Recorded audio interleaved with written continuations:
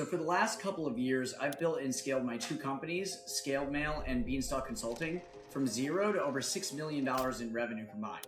And I did it in a pretty unconventional way. I didn't go out and get funding. We didn't go to YC or have to learn how to grow startups. I didn't even really know that this was going to be the business that I would end up building, let alone building a SaaS off the back end the last 2 years. I just had a ton of experience working in tech and specifically sales. Now, I always had the idea in the back of my mind that I should do my own thing, but for whatever reason, I always held back, or I had something else that I needed to do first. But I finally said enough's enough and decided to jump in with both feet right when my wife was about to have her first baby. So I guess in hindsight, I figured, why not? Let's go for maximum chaos and really make this sink or swim on a few fronts. Now, I wanted to try and look back and take what I've learned so far and put it into this video to help anyone that's at those earlier stages of starting a business or still thinking about diving in. Hopefully it's helpful to some of you. Now in the video, I'm going to share most of my journey and how I was able to scale my companies in such a relatively short period of time. I'm fresh out of college and I thought at that time that Wall Street was the move. My dad was a Wall Street guy and finance equals money, right? Or so I thought. Ended up starting to work at an asset management firm in New York City. And I remember early on having a conversation with one of the portfolio managers there. Now this guy had been in the game a long time, managing money for wealthy clients. And he basically laid it out for me and said something to the effect of, look, there's a path here. You can make a lot of money, and meanwhile, I've been looking around the office at the people in those seats, 50, 60 years old, and I could count how many years were between me and where I actually wanted to be. And he really finished that statement with something that stuck with me. He said, you'll be wealthy, but you'll be gray when it happens.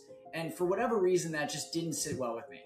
So I ended up starting to look for something different, something that felt a little more like the Wild West, or maybe what Wall Street had been in the 80s, but over time it gotten a bit safer and it got a bit more rigid as far as any sort of career path. Now I landed on getting into tech sales, right? That felt like the new and exciting thing.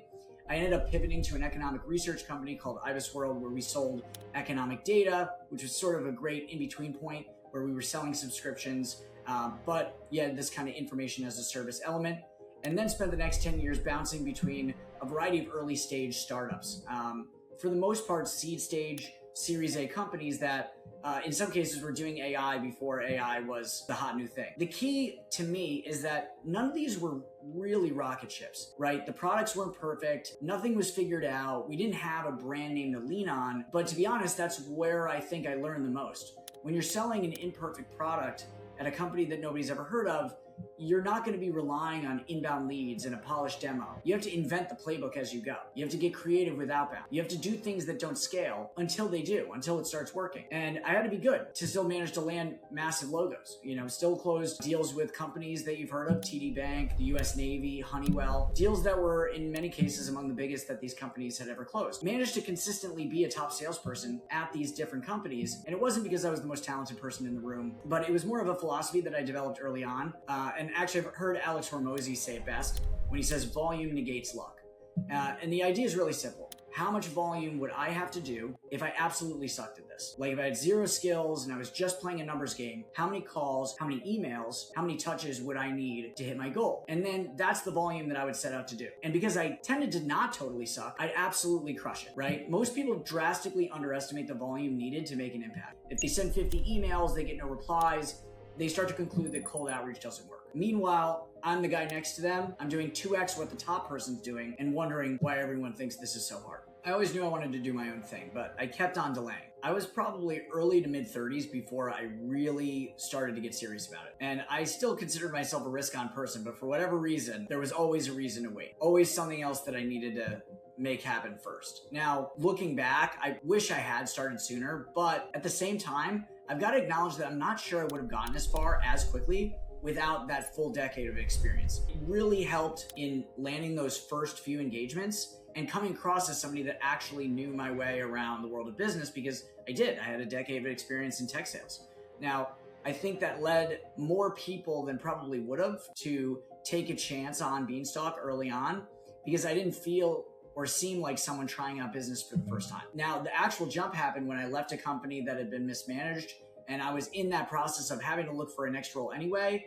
And at that point, I really had the moment of clarity that, yes, I could take another job, but this is really the perfect time to actually try to do my own thing. Put up or shut up. So while I was still in that corporate role in the waning days, I started to do some cold outreach on the side, testing the waters, seeing if I could land some clients for cold email and outbound services, and the sorts of things that I'd been doing in my roles that had allowed me to be at the top of the leaderboard again and again.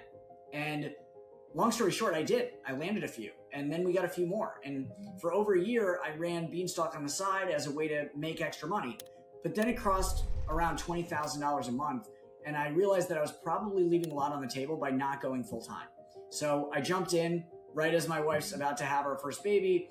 Now, I don't think she appreciated my sense of timing all that much, but hey, we couldn't have gotten here without it. So Beanstalk Consulting was built to serve founders and small teams where every dollar counts, right? Companies that can't just throw money at the problem and hire 20 SDRs.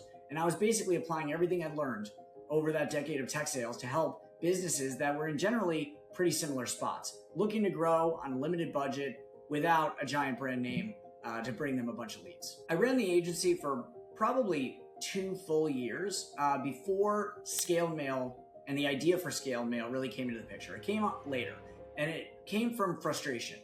We're full-time at Beanstalk at this point. We're doing cold email for clients, and we kept running into the same problem. All the infrastructure vendors at the time sucked.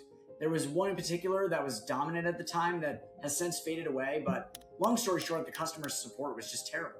The whole experience left a bad taste in our mouths. Think being reprimanded for having basic questions or just not being able to hear back for days on end.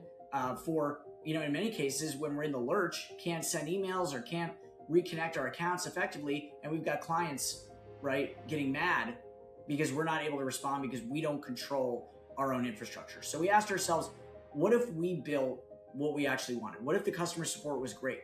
What if we handled all the painful parts, the parts that lead people to look out for vendors, the domain setup, all the constant reconnections, the deliverability monitoring, so that for the user at least, whether that's an agency or an end customer business that's doing cold outreach, all that pain is relatively invisible. And obviously we want to be able to deliver that at the lowest cost possible. That was really the genesis of ScaledMail, a SaaS-like experience for what's traditionally and still is a very manual process. We started out obviously being our own client, validated the approach that way, and then we signed up friends and some agency clients that we already knew. And from there, it grew almost entirely through word of mouth to the point where today we're powering clients that are sending over 15 million emails a month from ScaledMail infrastructure. Now, there's one thing I wanted to touch on is when I set out to build my own business, there's one thing I didn't want to optimize for, which is maybe maximizing how much cash I could pull out. The last thing I wanted to do was take this gigantic leap with my life and end up as essentially a really highly paid freelancer or consultant, right? Now, a lot of agencies are fly by night. It's 1 or 2 or 3 people, and they're managing all of these clients. And while it can be lucrative, they're not stable, right? The founder takes a vacation and client service dives off a cliff the next day. We always set out with Beanstalk to build an actual company. So from the beginning, even early on, I always hired before I felt ready. I was willing to not necessarily pay myself the maximum that I probably could afford to. And instead I wanted to divert those funds to bring on the next person. Now we've got about 15 people on the ScaledMail team and about the same on the Beanstalk side at this point. Sure, when you hand things off for the first time, you're going to run into new sets of problems, right? People mess up. I've had fulfillment get flubbed and I've had to answer for mistakes that weren't mine. And we've lost clients to churn because of it. But I'm really pretty sure that there's no way to grow without experiencing those moments. If you don't, you're going to plateau way before you want to. From here, we're looking to hit 10 million, 15 and 20 million, launch more products, launch more services, and get even bigger. And I think it's doable with the right people in the right seats. So that's the journey so far, 3.5 years, $0 to $6 million in revenue. And we've got about 30 employees across 2 companies. Now, if you're earlier in the journey or thinking about taking the leap, I'm hoping that something in here was useful. The biggest things that I would leave you with is that at the end of the day, volume does negate luck. Do more than you think you need to. And if you're better than you think you might be, then it's really, really going to work out. And if you're not as good as you think you are, it's still going to be okay. The experience you're getting right now matters. So even if you're impatient to start, it's okay to be working a job to learn more about an industry or to save up some cash to be able to deploy into that next venture. Build a company, not just a cash machine. Hire before you're ready. And if you want to learn more about cold email and outreach specifically, watch this video next.